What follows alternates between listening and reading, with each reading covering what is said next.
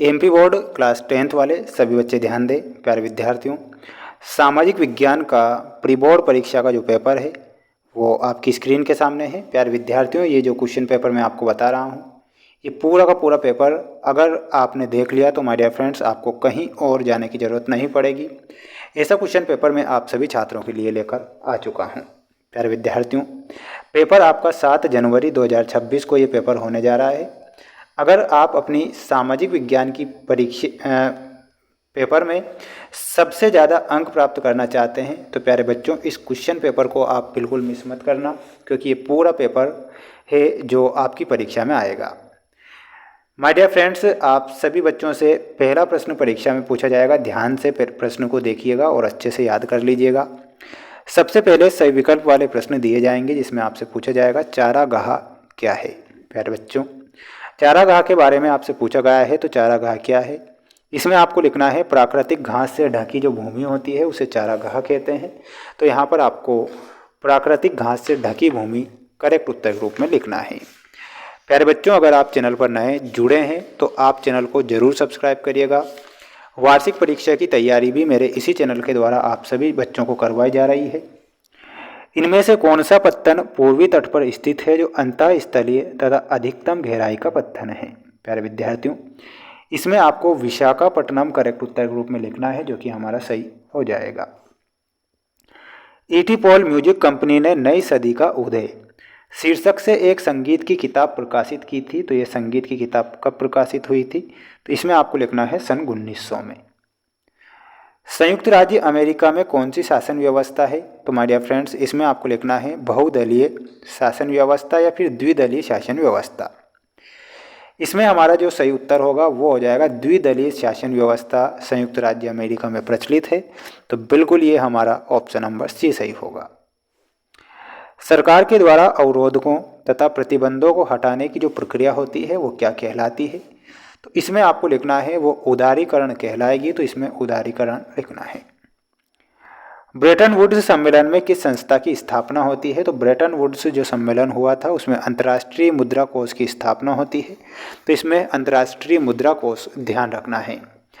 बिल्कुल भी आपको इस पेपर को मिस नहीं करना है। अगर आप मिस करते हैं तो प्यारे विद्यार्थियों आपका नुकसान हो जाएगा, इसलिए आप पूरा पेपर ध्यान से जरूर देखें और इन प्रश्नों को याद जरूर करें। प्रथम जूट मिल की स्थापना में हुई थी। प्रथम जूट मिल की जो स्थापना थी प्यारे विद्यार्थियों वो कोलकाता में हुई थी। तो इसमें आपको लिखना है कोलकाता। गुजरात में कृत्रिम वस्त्र उद्योग में स्थापित किया गया था। तो इसमें आपको लिखना है ये सूरत में स्थापित किया गया था। तो सूरत सही होगा। 1901 में भारतीय फैक्ट्रियों में मजदूर काम करते थे। तो इसमें आपको लिखना है 5,84,000 मजदूर। एक प्रजातांत्रिक सरकार के प्रति उत्तरदायी होती है। तो इसमें आपको लिखना है जनता के प्रति। तो इसमें जनता सही होगा। सांप्रदायिकता के मार्ग में एक मुख्य बाधा है। तो इसमें आपको लिखना है लोकतंत्र के मार्ग में। तो यहाँ पर लोकतंत्र सही होगा। बैंक पर देने वाले ब्याज से ऋण पर अधिक ब्याज लेती है। तो किस पर लेती है, वो लेती है जमा राशि पर। इसमें हमारा सही उत्तर क्या हो जाएगा, जमा राशि। स्क्रीनशॉट ले लीजिए और रट लीजिए इन प्रश्नों को, क्योंकि यही वो प्रश्न हैं जो परीक्षा में आएंगे। प्यारे बच्चों, अगला प्रश्न ये रहा जिसमें आपको दिए गए हैं सत्य असत्य चुनिए वाले प्रश्न। मध्य प्रदेश में स्थायी वनों के अंतर्गत सर्वाधिक वन क्षेत्र आते हैं। तो बिल्कुल ये आपका सत्य है। JN टाटा ने जमशेदपुर में भारत का पहला इस्पात कारखाना खोला था। ये भी आपको सत्य लिखना है। 19वीं सदी की शुरुआत तक पूरे इंग्लैंड में भाप के सिर्फ 120 इंजन थे। ये गलत होगा। नागरिकों की गरिमा तथा स्वतंत्रता के लिए राजतंत्र प्रणाली सबसे अच्छी है। तो ये भी आपका सत्य है। भारत में पड़ोसी देशों में मानव विकास के लिहाज से नेपाल की स्थिति अच्छी है। तो यह सत्य होगा। छोटा नागपुर का पठार खनिज संपदा में भारत का सबसे संपन्न क्षेत्र है। तो ये बिल्कुल आपका सत्य है। अब आप सभी बच्चे इसका एक स्क्रीनशॉट ले लीजिए। बढ़ते हैं हमारे अगले प्रश्न की ओर। प्यारे बच्चों, अगला प्रश्न ये आएगा आपकी परीक्षा में, देखिएगा ध्यान से। टिहरी बांध कहाँ और किस नदी पर है। प्यारे विद्यार्थियों, टिहरी जो बांध है वो कहाँ पर है, ये है उत्तराखंड में स्थित। कहाँ पर है, उत्तराखंड में है। अब आपको कमेंट बॉक्स में बताना है कि किस नदी पर है। ठीक है। परमाणु ऊर्जा के दो प्रमुख खनिज कौन कौन से हैं, तो परमाणु ऊर्जा के जो दो खनिज हैं, एक का नाम है यूरेनियम, देखिएगा एक का नाम है यूरेनियम और दूसरा हो जाएगा आपका थोरियम, यूरेनियम और थोरियम। श्रीलंका किस वर्ष स्वतंत्र राष्ट्र बनता है? तो प्यारे विद्यार्थियों, श्रीलंका जो है 1948 में स्वतंत्र राष्ट्र बना था, तो इसमें आपको 1948 लिखना है। किन्हीं ऐसे देश का नाम बताइए जिसमें बहुत अधिक आर्थिक असमानता पाई जाती है, तो उस देश का नाम है बांग्लादेश। ठीक है, बांग्लादेश। अंतर्राष्ट्रीय व्यापार को उदार बनाने के लिए नियमों का निर्धारण कौन करता है? तो इसमें आपको लिखना है विश्व व्यापार संगठन।